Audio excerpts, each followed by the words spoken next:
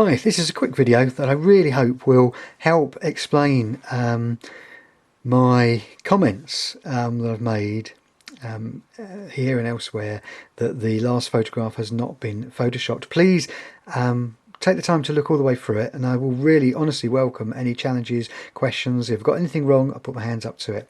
However, I used to run my own business digitally manipulating photographs for laser engraving, putting people into images, out of images, you name it, that sort of thing. So I know a little bit about manipulating photos and also the telltale signs when they have been manipulated. I have seen no evidence whatsoever in any photograph from the McCanns. However, this photograph is claimed to have been taken at a certain time on the 3rd of May. It's the only photographic proof, in inverted commas, that Madeleine was well and alive at that date and time. However, I would say to anyone, look at the evidence of the weather data for the 3rd of May and compare it to the weather earlier on in the week. The first full day, for example, that they were there in Prado Luge, and also look at the sun and shadow angles as well, and compare those. There are certain software programs you can look at online to tap in the data and the coordinates of Prado Luge and see that at the stated time that this photograph was taken, according to the camera's EXIF data, the shadow angles, shadow positions would have been different. So my personal view, based on the evidence, and I was till I took early retirement, was a principal business analyst, a very, very well paid and rewarded analyst, employed for my critical thinking abilities, ability to cut through the crap and assess evidence independently and not be swayed by emotion. Anyway, that's the crap. Now let's get to the meat of it. Okay.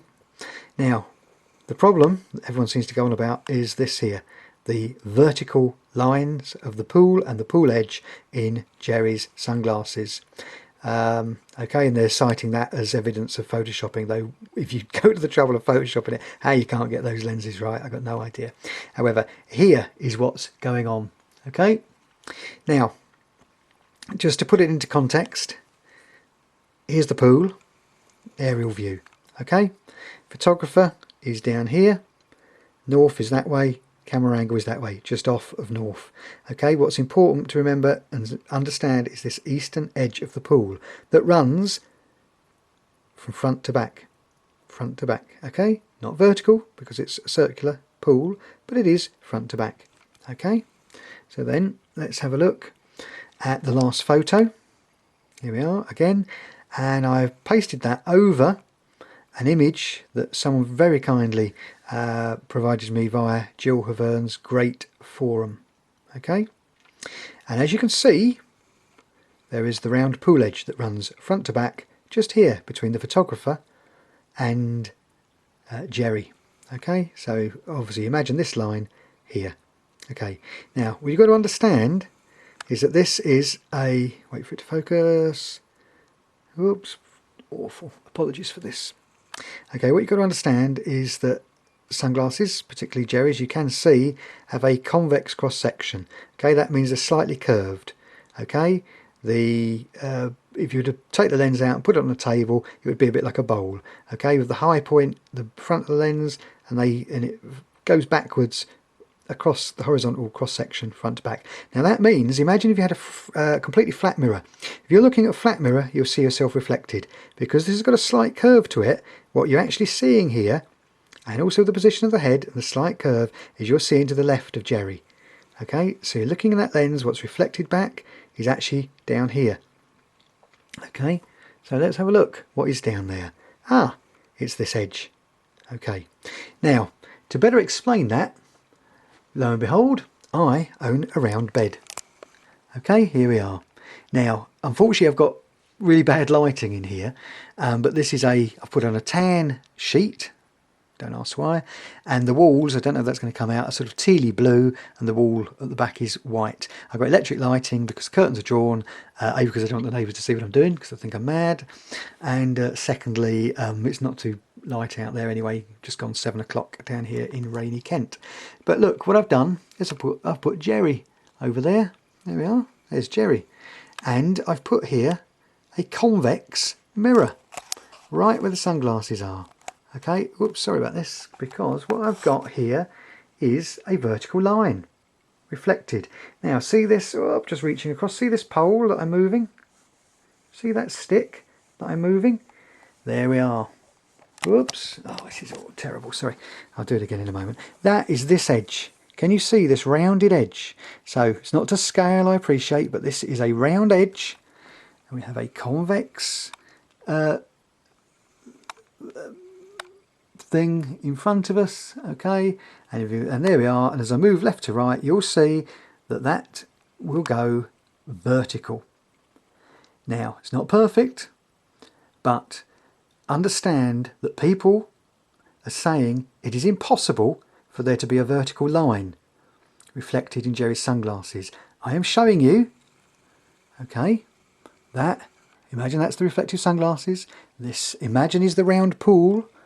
I'm showing you that there is a vertical line, okay, and there we are, that's a vertical line. Sorry about the awful lighting here, but that is a vertical line of the edge of a round object, because what you're seeing is reflected in Jerry's sunglasses this line here. You're not seeing this pool right at the feet of the photographer because, well, you're not, and it's a convex lens, so you wouldn't do anyway. What you're doing is, really sorry about this, the reflection of that very old camera. Whoop. What you're seeing is this reflected off. Now this is interesting because, getting back to the picture of Jerry, people are often saying, well, you can see Amelie's hat.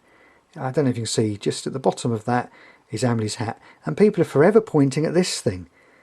Okay? And that's confirmation bias, because it's the only way, because they've got a preconceived idea that this is photoshopped and it's been rotated around 90 degrees, that's the only bit that fits.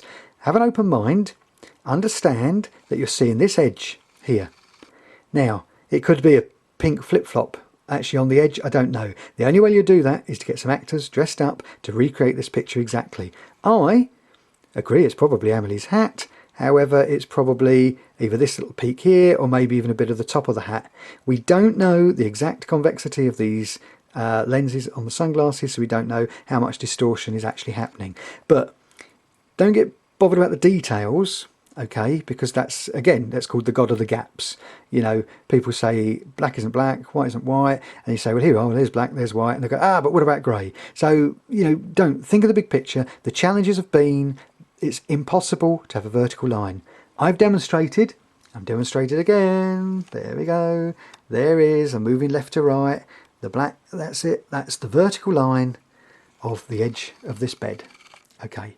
So yes, you do see a vertical line if you've got a round object, a big round object between you and whatever's reflecting back to you, particularly if that has got a convexity, so you're seeing this edge. Okay, look, thanks for your time. I really hope that makes sense. As I say, I welcome any challenges, any queries, any comments, or thank yous if it's if anyone out there it's helped explain and get to the bottom of this. Ad hominem attacks, people just being nasty and bickering, I would question their sincerity. That's all I will say. However, you've got an open mind and you've sat through this 9-minute video, well done, first and foremost, and thank you for having an open mind and championing justice for dead Madeleine McCann and hoping that her murderers and abusers are brought to justice. Thank you very much.